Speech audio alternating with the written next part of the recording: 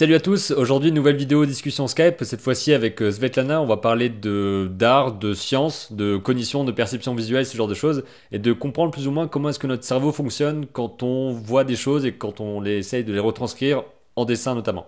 Donc je te laisse te présenter un petit peu et puis dire ce que tu fais et puis on va partir sur ça. Eh ben alors du coup, merci déjà Benjamin de m'inviter justement pour discuter de tout ça. Bah de rien. Donc moi, je suis chercheuse en sciences cognitives appliquées à l'éducation. Je fais plus particulièrement une thèse sur le domaine du jeu vidéo et de l'apprentissage, notamment l'apprentissage de la lecture, parce que figurez-vous que c'est des activités qui sont pas si différentes que ça. Et d'un autre côté, je travaille beaucoup pour des entreprises où en fait, je fais du conseil pour elles. Donc, je prends des éléments issus des sciences cognitives et je les aide à les intégrer soit dans leurs produits, soit dans leur activité. Donc voilà un petit peu globalement ce que je fais.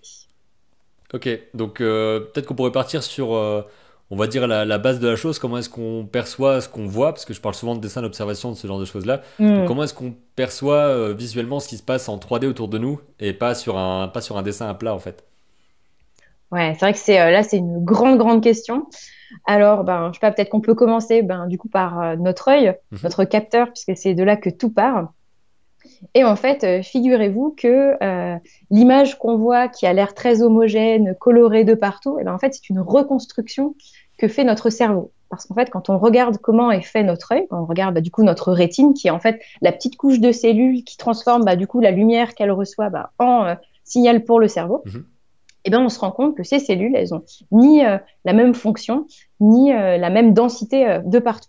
En fait, par exemple, on ne va pas rentrer dans des détails hyper scientifiques, si vous regardez rétine sur Wikipédia, vous saurez tout, mais pour dire de manière très rapide, en fait, par exemple, la couleur qu'on voit sur la périphérie, là, quand on regarde autour de nous, on a l'impression de tout voir en couleur.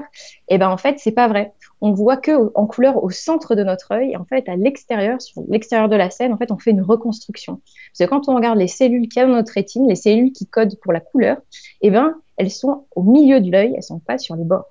Donc là, c'est quelque chose, par exemple, là, je pense à des applications dans le domaine voilà, de l'UX design, parce que c'est ce que je connais mieux. Benjamin, Mhm. tu pourras me dire si tu penses à d'autres choses au niveau de l'art, peut-être de l'animation, ce Ouais. genre de choses. Quand on est face à de très grands dispositifs et qu'on veut faire, par exemple, apparaître une alerte, il faut pas que ce soit juste un changement de couleur si cette alerte elle doit apparaître en périphérie parce qu'on ne la remarquera pas. On ne remarque pas quand il y a juste un simple changement de couleur en périphérie. Par contre, ce à quoi on est super sensible en périphérie, c'est le mouvement.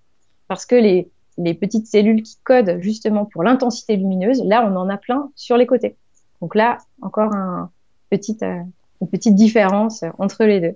Et dernière petite différence à laquelle je pense, c'est que au centre de l'œil, là, ça, on s'en rend un petit peu compte. Mais on se rend, si là, vous regardez au milieu, en face de vous, et que vous essayez de regarder ce qu'il y a, sans bouger l'œil, de regarder ce qu'il y a un peu à côté, vous allez voir que c'est difficile de voir les détails parce que on a une résolution. Benjamin, je Ouais, vois que tu j'essaie de le essayes. On faire a là, une ouais. résolution au centre qui est super haute qualité, Full HD au centre de l'œil. Par contre, sur les bords, c'est juste l'horreur. On voit juste les grandes formes, le mouvement. Donc voilà, plein de choses qui changent en fait et qui sont complètement lissées par le cerveau pour justement vous donner une représentation cohérente de la réalité.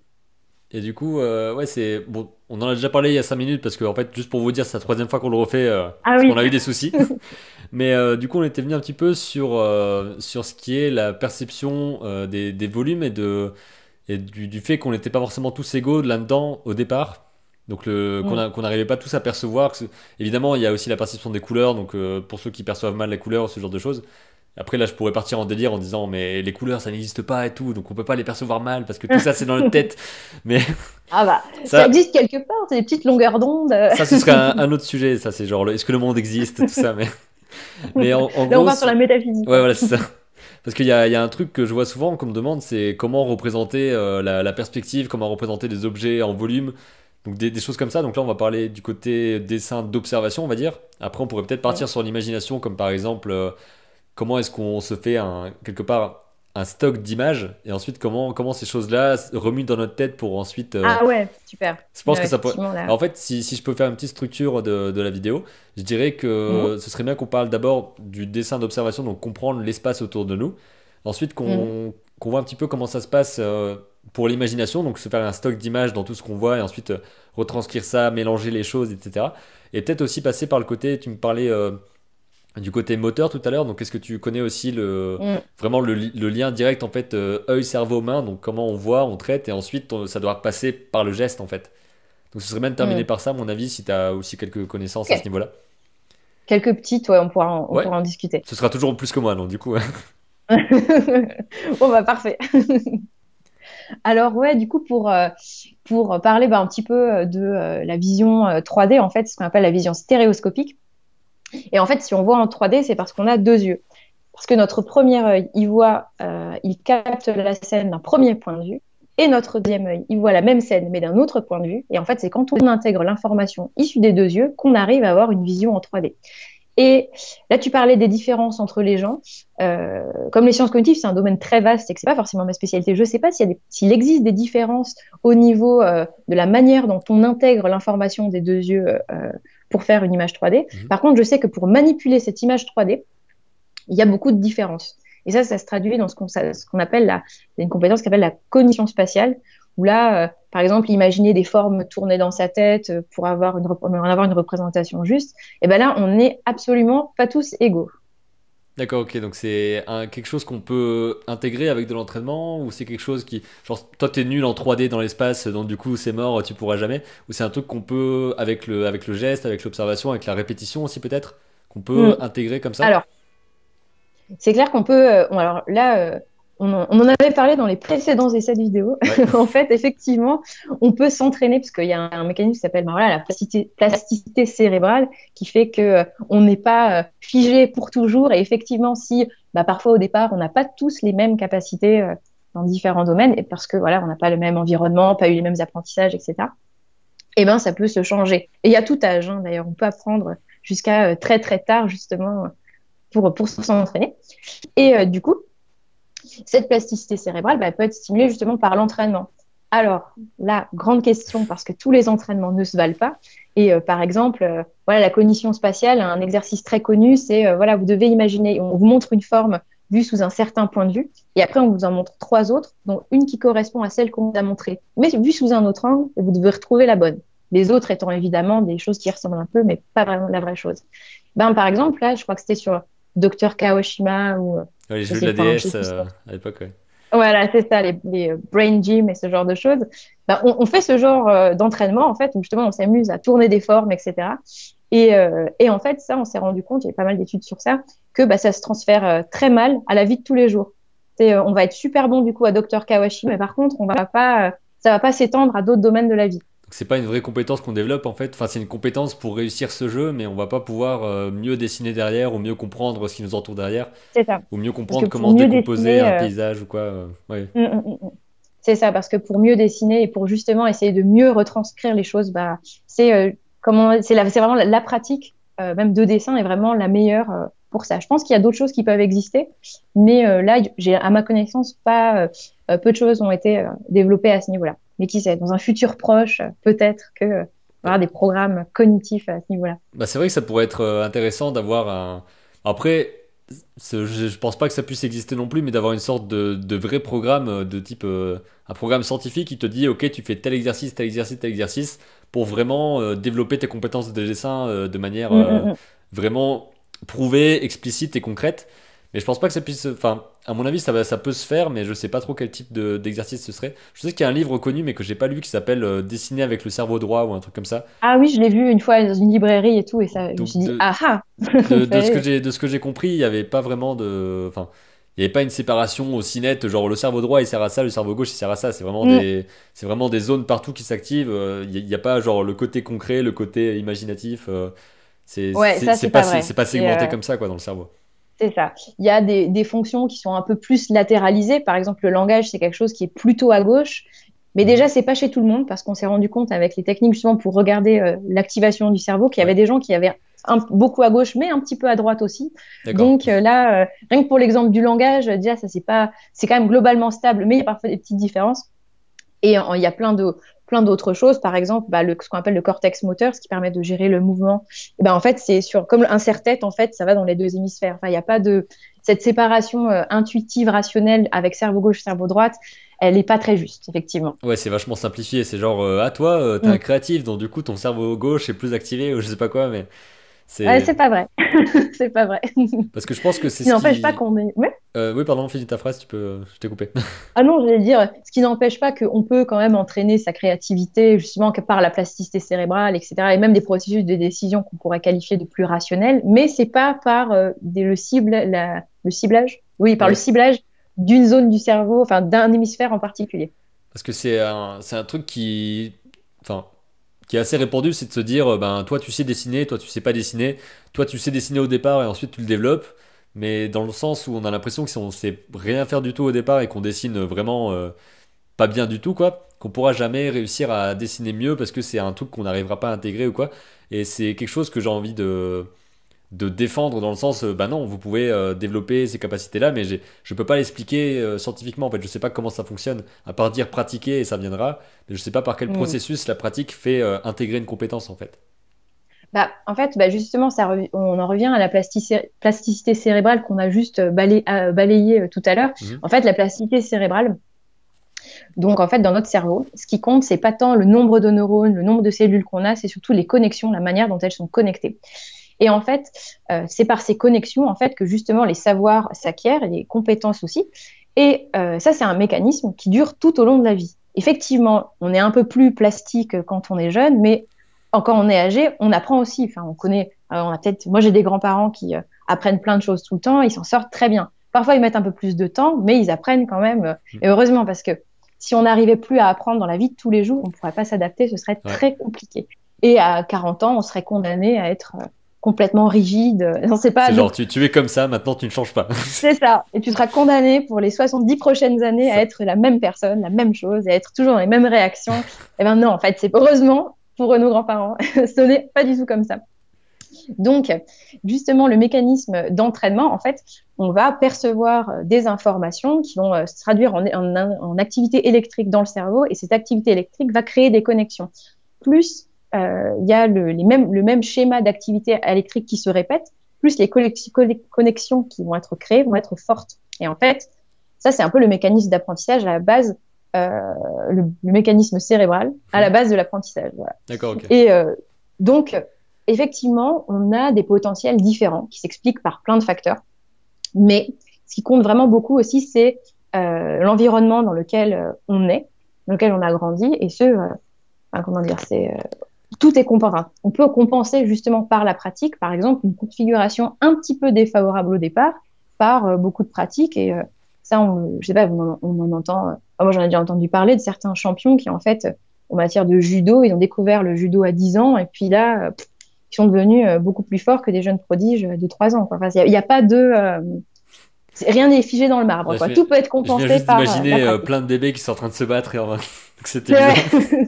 Avec les couches et tout, ça Ah, fait voilà. petit côté mignon. Mais un peu agressif Donc en même temps. voilà, ouais, Mais un peu agressif en même temps. Mignon, mais t'as pas envie de l'approcher trop le bébé quand même. ouais, parce que bon, c'est quand même du combat, hein. Voilà, judo boy, on va peut-être pas trop y aller. C'est ça. Et Par donc, contre, dessin boy, là, ouais, faut y dessin. aller. Parce que justement, c'est ça en fait. Enfin, je sais que personnellement, j'ai toujours dessiné, on va dire. D'ailleurs, ce serait assez peut-être intéressant d'en parler aussi ça. Genre, qu'est-ce qui fait qu'on dessine en fait? Genre, tout le monde, dès qu'on. Enfin, on a envie d'essayer plein de trucs. Et le dessin, ça fait partie de ce que tout le monde fait plus ou moins quand on est petit. Et ensuite, par une question d'affinité ou de j'y arrive pas ou je sais pas quoi, parfois on le délaisse et parfois on va continuer. Et c'est, à mon avis, c'est ça ce que j'appelle le talent, entre guillemets, c'est d'être assez motivé pour te dire ah ok, maintenant je Mhm. vais faire ça tout le temps en fait. C'est. Bah, là, je sais pas trop. Alors, alors c'est une hypothèse, voilà, c'est une idée comme ça Ouais. qui me vient. Je pense que si on se dirige tous au départ vers le dessin quand on est petit, c'est parce que c'est un moyen de communiquer. En fait, on le sait depuis les bébés, en fait, même très tôt, ils ont une envie folle de communiquer. Ils essayent très tôt de faire des phrases, mais à 4 mois, ils essayent de faire des phrases. En fait, quand on les enregistre, quand on les écoute, on se rend compte qu'ils ont une intonation comme s'ils disaient une phrase. Ouais. Sauf que, bon, Il n'y bah, a pas les évidemment, mots, ils quoi. contrôlent Ouais. mal leur bouche. Voilà, c'est ça. Et ça, c'est vraiment un truc qui, chez l'espèce humaine, est vraiment super fort. On a hyper envie de communiquer. Et le dessin, je pense que ça doit être une manière justement de communiquer, mais d'une autre façon sur un autre support. Donc c'est peut-être pour ça c'est juste une idée comme ça, c'est peut-être pour ça Mhm. qu'on se dirige tous au départ vers le dessin, ça nous plaît, on exprime d'autres choses à travers ça qu'avec le langage. Et après, c'est vrai que ça dépend, qu'on l'abandonne ou qu'on continue. effectivement, il y a la variable talent, être satisfait de ce qu'on voit, etc. Mais peut-être qu'aussi, c'est une question d'environnement. Parfois, il y a des parents qui valorisent moins les enfants qui dessinent ou ils sont, voilà, après, peut-être tout simplement le côté plaisir aussi. Bon, bah voilà, ça m'a plu un moment, maintenant j'ai envie d'utiliser d'autres choses. Donc là, c'est très, très compliqué parce que j'ai l'impression qu'il y a autant de configurations que de personnes. Donc, Ouais, clairement. Et du coup, j'arrête pas de dire du coup, c'est pas grave, mais. Donc, varions un peu. ça m'amène vers une autre idée en fait. Quand on parlait de petits se mettre à dessiner, je pensais aussi au côté reproduire une image, donc les images qu'on voit, essayer de les reproduire. Hmm, Mais souvent on se met à recopier des dessins. Enfin, je sais que c'est ce que j'ai fait, c'est ce que beaucoup de monde ont fait. C'est de ouais. recopier les trucs qu'on aime bien et de se rendre compte qu'on n'arrive pas vraiment à faire les formes de la même façon, etc. Je pense pas qu'on a directement envie de dessiner d'observation quand on est petit. C'est plus on va recopier le personnage qui C'est nous juste plaît qu'on et nous tout. inspire. Et des fois, on n'arrive pas à comprendre pourquoi, genre, la chose, on la voit correctement, donc on voit les formes correctement. Dans notre tête, on arrive à s'imaginer, à vraiment avoir l'image avec les bonnes formes, mais ensuite, avec la main, bah, ça passe pas. Donc il y a un Bah, truc qui passe pas entre les deux, quoi. eh ben justement, c'est ce qu'on appelle exercer son œil. Et ça, c'est vrai, c'est quelque chose, justement, quand je pensais à notre future discussion, je me suis dit, ah, mais ça pourrait totalement s'expliquer par ça. Parce qu'en fait, quand je disais tout à l'heure que bah, voilà, le processus de perception, bah, tu vois, c'était pas l'image brute qui arrivait. En fait, il y avait beaucoup de reconstruction au niveau du cerveau. En fait, c'est vraiment, ça va très, très loin. En fait, au départ, donc, on a l'image qui arrive dans la rétine, etc. Et en fait, après, vu que chaque cellule a une toute petite information de l'image, il faut la reconstruire. Et là, on passe par tout un tas de filtres, en fait, qui assemblent différentes proportions de l'image pour construire d'abord les traits. Donc, au départ, Mhm. on a une galaxie de plein de petits traits. Et après, on va les agencer les uns avec les autres dans des formes de plus en plus complexes. Et ça se voit même au niveau du cerveau. Tu as les cellules qui répondent qu'à des traits orientés, des traits qui ont une certaine orientation. C'est vraiment hyper sélectif. Et après, ces traits qui ont une certaine orientation, ils vont envoyer une information au niveau au-dessus. Et là, ce sera par exemple la zone des angles. Et ainsi de suite. Après, on arrivera à des formes de plus en plus complexes jusqu'aux objets. Ça, c'est un processus qui se fait de manière automatique. Ouais. Et ce qui se passe, c'est qu'il n'est pas à sens unique. C'est que quand on sait qu'on va voir une certaine forme, par exemple, quand on voit des images de bateaux, de mer, de navigation, etc., eh ben, on va s'attendre à voir tel type de forme dans l'image. Donc, en fait, on va peut-être amplifier un petit peu les informations qui correspondent à nos croyances. Et ce qui se passe, c'est par exemple, quand on regarde, voilà, l'exemple que j'ai trouvé assez parlant, c'était quand le fameux cube de Necker, où en fait il y a une phase plate et après il y a une perspective un peu bizarre sur le côté. Oui, une sorte Quand on la de forme voit, paradoxe ou c'est ça? c'est ça. Ouais. Bon, en fait, normalement, on pourrait pas la voir dans la vie de tous les jours. Mais en fait, enfin, moi, c'est quand j'ai pratiqué le dessin, au bout d'un moment, je me suis dit, mais cette forme, elle n'existe pas, en fait. On ne peut pas la revoir dans la réalité. Pourtant, quand on la voit telle qu'elle sur un écran, elle nous choque pas. Ce cube-là, avec sa face plate devant et qui est tout tordu, en fait, il nous choque pas du tout. Parce que c'est une forme Parce- imaginée, quoi. C'est ça, C'est une parce qu'en fait, on se dit, ah, ben représentation de ça, quelque chose. Oui, oui. c'est ça, bah, parce qu'on se dit, ça, c'est un cube. Ok, donc je vais pas corriger, ouais c'est ça, je vais corriger dans ma tête la représentation, les traits sont pas plausibles pour ce cube, mais comme moi je sais que c'est un cube, ça va me sembler normal. Et en fait, justement, quand on exerce son œil, on déconstruit un peu ce processus de justement en essayant, en prenant le temps de retracer trait pour trait une forme, on se rend compte d'où les choses sont vraiment placées. Et ça actualise en fait nos représentations qu'on a dans notre tête de quelle forme doit avoir cet objet et ainsi de suite. Parce que là, ça m'amène vers deux choses en fait auxquelles je pense là. La première, c'est quand tu as dit, quand on voit un bateau, etc., on s'attend à une certaine forme. Donc ce serait peut-être de là que viennent les clichés de simplification visuelle. Quand on a un dessin, on te Mm. dit fais un arbre, tu fais un rectangle et puis des petits trucs comme ça. Et je sais Ouais. que j'avais entendu un truc où ça parlait de, en gros, la contrainte qui te permettait de faire plus de choses que ce que tu imaginais, dans le sens où tu feras plus de choses intéressantes si on te dit fais un arbre composé uniquement de triangles, plutôt que si on te dit juste Mm. fais un arbre. Parce qu'à ce moment-là, tu vas sélectionner l'image, ok, un arbre pour moi, Stéréotype. c'est ça, quoi. Ouais, ça c'est vrai, ça se remarque aussi. C'est la créativité sous contrainte. Et là, effectivement, il y a, c'est comment dire. C'est vrai que quand on donne pas, alors je connais un peu moins, mais ça j'ai entendu parler. J'ai de très bons collègues, qui écrivent un blog à ce sujet. Je pourrais te D'accord, donner ok. la référence, qui sont super. Je crois que c'est la Fabrique des idées ou bref, je sais plus très bien. Je redirai la référence.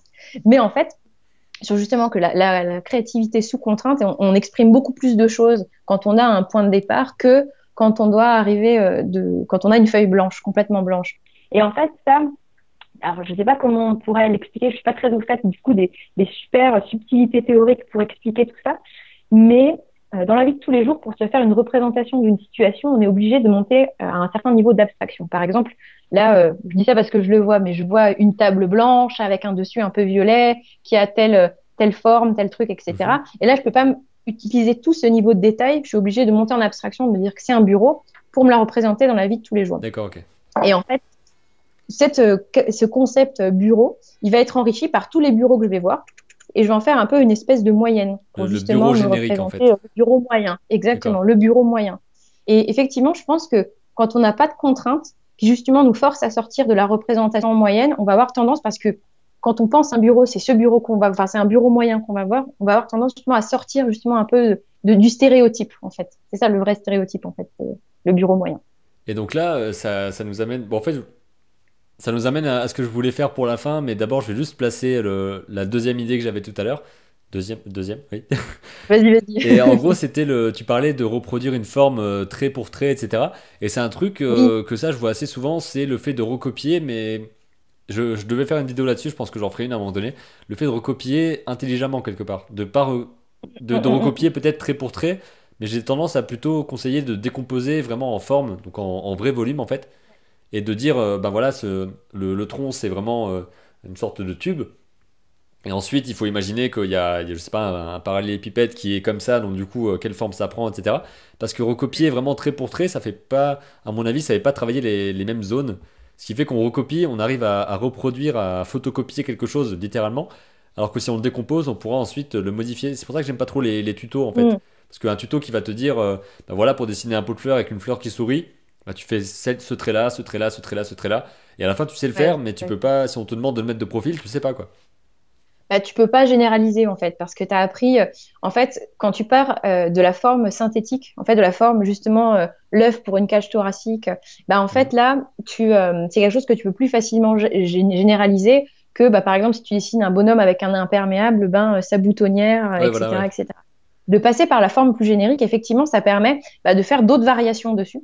Et notamment, là, on reboucle un petit peu, puisque tout est lié, on reboucle un peu sur la rotation mentale. C'est aussi plus facile de justement faire pivoter un œuf que faire pivoter quelque chose avec l'imperméable, la boutonnière, etc. Donc, c'est effectivement plus juste de quand on copie quelque chose, d'imaginer vraiment en 3D qu'est-ce que ça peut être et de justement de le simplifier par des formes globales, puisque justement, ces formes globales nous permettent de mieux comprendre bah, l'essence du personnage ou de ce qu'on veut reproduire.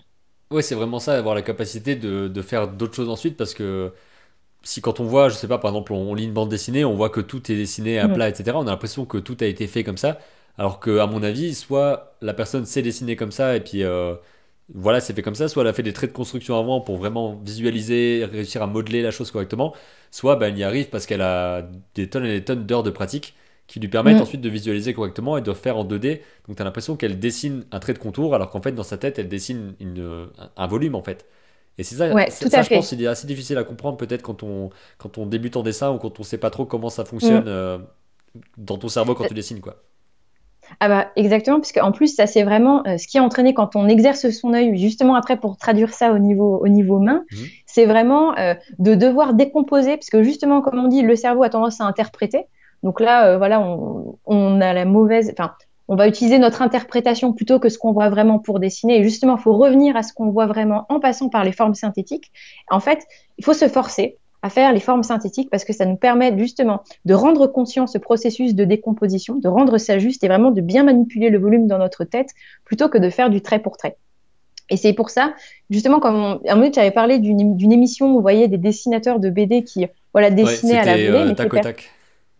ouais, Ouais. elle était impressionnante, hein. J'ai regardé, du coup, Ouais. ils sont effectivement certains sans trait de construction et te dessinent le truc à la perfection, mais c'est parce que eux, ils ont, comme tu dis, des milliers d'heures de pratique et c'est cet exercice de justement de repasser par la forme de base, ils le font automatiquement parce que justement, ils ont appris à ne plus se baser sur l'interprétation de ce qu'ils voient, mais justement, ils ont l'œil hyper exercé, ils vont voir ce qu'ils voient, quoi, pour de vrai. Et c'est assez compliqué à se rendre compte de ça en fait, parce que c'est exactement la phrase que tu disais, je sais plus où est-ce que je l'avais entendu, c'était ne dessine pas ce que tu penses voir, mais dessine vraiment ce que tu vois. Mm. Parce que j'ai tendance, quand j'observe un truc, à des fois regarder plus ma feuille que l'objet.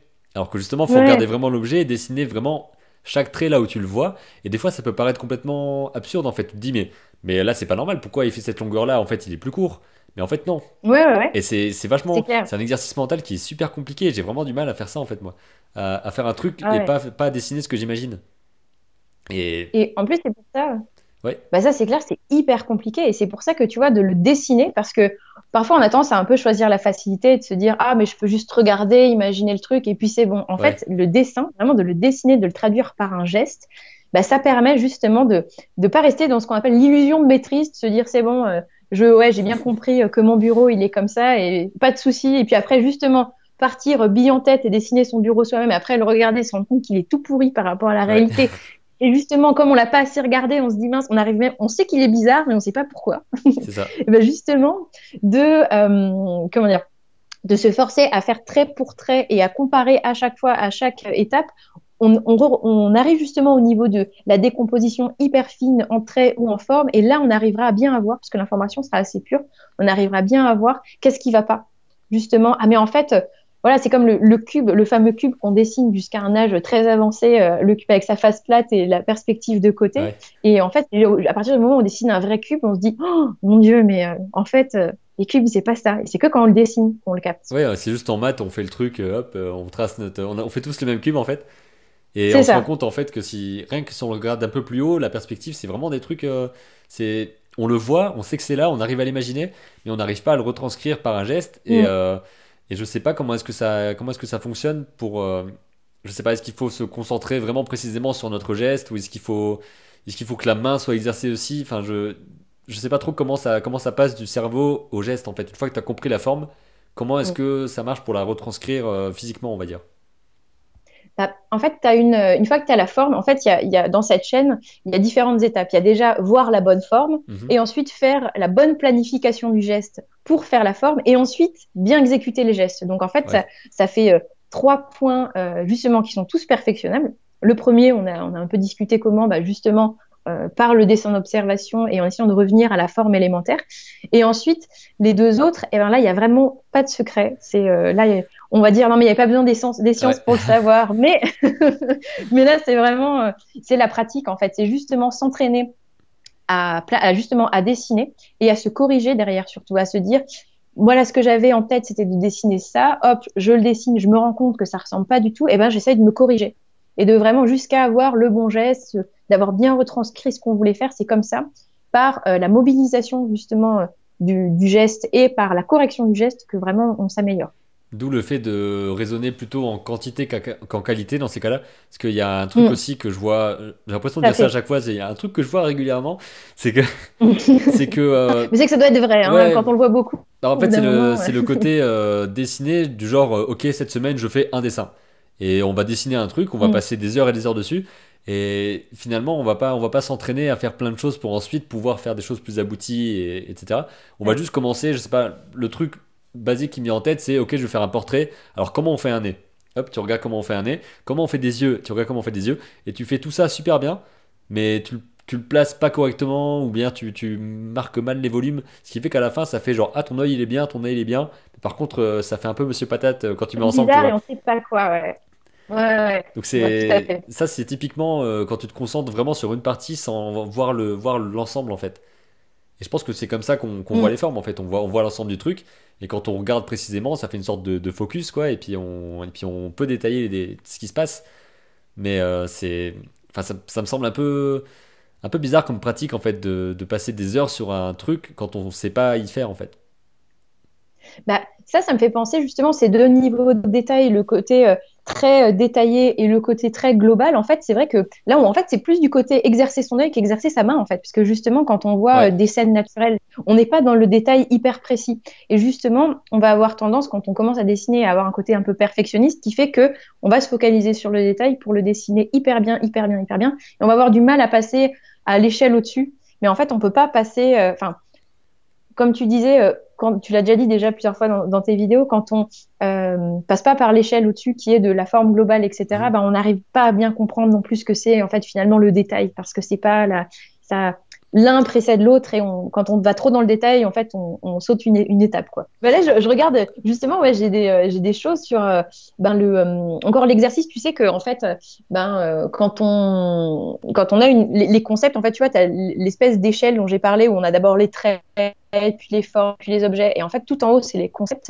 Et les concepts, ils sont ce qu'on appelle amodal, ça veut dire qu'ils sont pas que visuels. Tu peux D'accord. avoir une représentation visuelle, mais une représentation sonore. Par exemple, le chat, tu vois, un chat, ça va être, je dis ça parce que je le vois, Ouais. mais ça va être quelque chose de visuel. On voit à quoi ressemble un chat, mais si on a déjà caressé un chat, on voit que c'est doux, on entend le miaulement d'un chat. Si on a un chat qu'on connaît personnellement, bah, ça va être lui qui va être, auquel on va penser. Bah, en fait, pour avoir une bonne représentation d'un objet en mémoire, on peut le regarder beaucoup, mais on peut, en le dessinant, on a une mémoire du geste, en fait. Et on va savoir, enfin, cette mémoire du geste va nous aider, paradoxalement, à mieux nous représenter ce qu'est une table, en fait. Ok, donc il y a le côté observer un objet, ensuite le retranscrire, et Ouais. donc c'est comme si on faisait du sport en fait, le fait Mm. de s'entraîner, je sais pas, à faire des pompes ou n'importe quel exercice, on va se rappeler de comment ça fonctionne, donc on va pouvoir le répéter facilement. Et il y a aussi un truc qui est éventuellement intéressant aussi, Ouais. c'est le fait de s'entraîner à avoir une banque d'images beaucoup plus large, dans le sens regarder, je sais pas, des illustrations, observer partout autour de nous, et même sans dessiner, Mm. en fait, on peut réussir à stocker plein de choses pour ensuite les mixer. Ça, c'est vrai. Alors, juste pour revenir sur l'histoire de musculature, etc., moi, je pensais plus à dans le sens, tu vois, quand on parlait de exercer son œil pour ensuite utiliser sa main, bah, en fait, là, c'était en gros enfin, c'est le sens inverse. En fait, Ouais. par la main, on peut revenir à l'exercice de l'œil. Tu vois, c'était plus dans ce Ah, sens-là d'accord, ok. plutôt que main centrée, enfin, centrée sur la main, tu vois. D'accord, Donc, ok. mais pour du coup, l'histoire des banques d'images, tu vois, ça, c'est le côté, justement, on en parlait tout à l'heure des stéréotypes. Je sais pas si ça refilme, du coup. Ouais, ouais, ça continue, là. Ah, ok. On est en plein dedans. Du coup, voilà, super. Je continue. Du coup, c'était.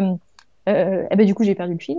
Tu Ah parlais oui, du dessin d'imagination, banque d'images, les banques d'images. Justement, les stéréotypes, t'as dit. c'est pour ça que voilà, les Ouais. stéréotypes. En fait, on a parlé de la construction des stéréotypes avec, voilà, voir plein de bureaux dans sa vie ou d'autres choses, plein d'humains dans sa vie, plein d'animaux dans sa vie, etc. Et en fait, on va avoir des représentations stéréotypées, donc qui vont être la représentation dominante, on va dire, Mhm. des tables, la représentation dominante de certaines personnes, etc.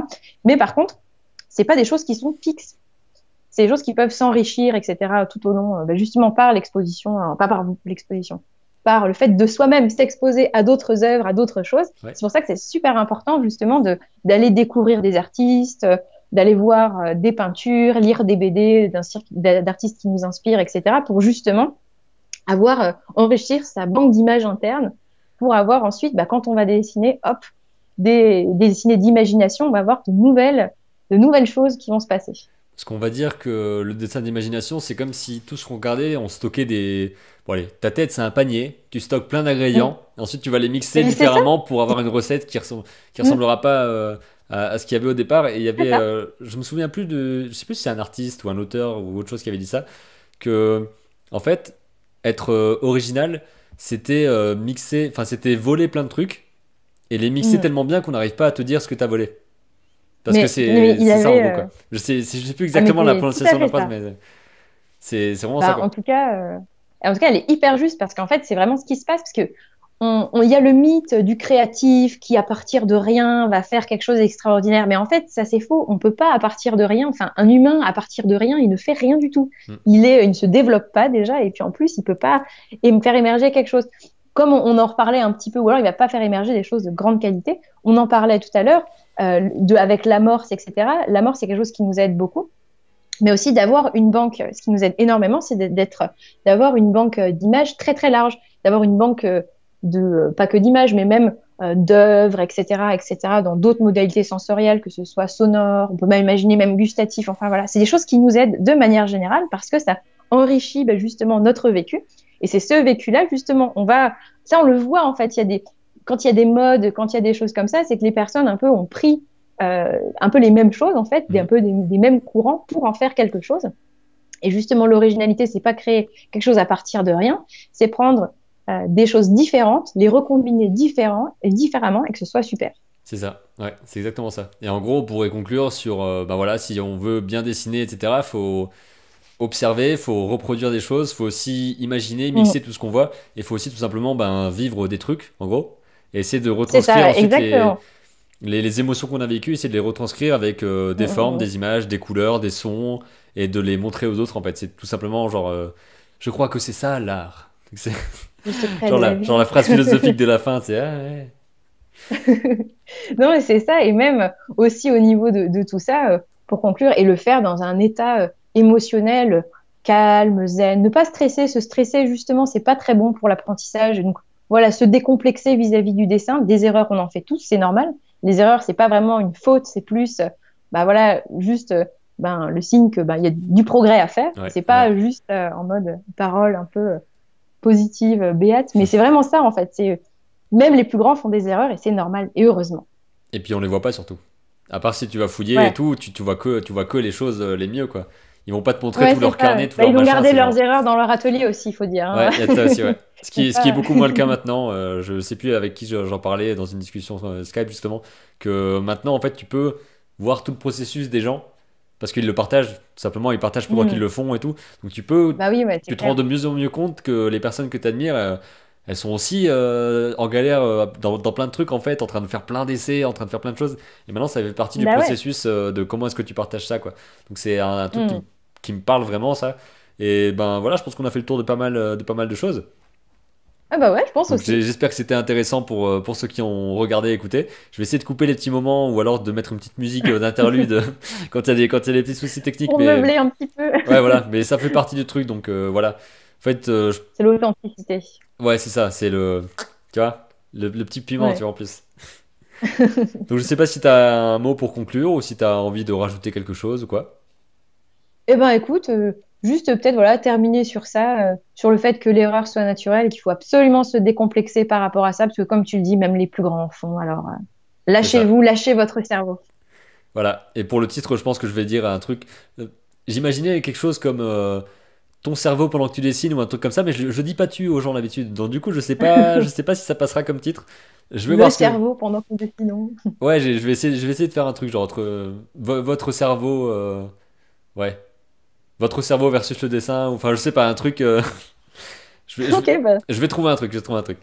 Donc on va s'arrêter ok. là du coup pour cette discussion. Merci beaucoup parce que c'est toi qui as proposé de faire cette discussion-là. Enfin, c'est moi qui ai Bah, proposé, mais c'est toi qui es venu au départ me parler. c'est pas, voilà. Donc j'en profite pour faire un petit message si vous avez envie de venir comme ça pour discuter d'un sujet ou d'un autre qui peut se relier d'une manière ou d'une autre au dessin, à la motivation, à la créativité ou à plein de choses. Il y a vraiment plein de domaines, je pense, qui peuvent se relier à ça. Bah, n'hésitez pas à me dire dans les commentaires ou à me contacter sur Facebook, sur Twitter ou ailleurs. Parce que faire une discussion comme ça peut aller très rapidement. Je crois que tu m'as contacté la semaine dernière ou la semaine d'avant. Ouais. Et maintenant, bah, nous voilà. Donc Donc, n'hésitez pas, franchement, c'est vraiment un format cool à faire et on peut parler de plein de trucs intéressants comme aujourd'hui. Ben, merci à toi du coup d'être venu. bah, Enfin, merci à d'être toi de m'avoir venu. écouté. Du coup, t'es chez toi, moi je suis chez moi, mais voilà quoi. Genre d'être Donc, venu dans ton salon, merci beaucoup d'être venu dans ton salon. virtuellement, voilà, c'est ça. Du coup, on va arrêter là pour cette vidéo. N'hésitez pas à nous dire ce que vous en avez pensé. Et ben, je vous dis à bientôt pour une prochaine. Et d'ici là, comme d'habitude, créez vos images, racontez vos histoires. Salut! Salut!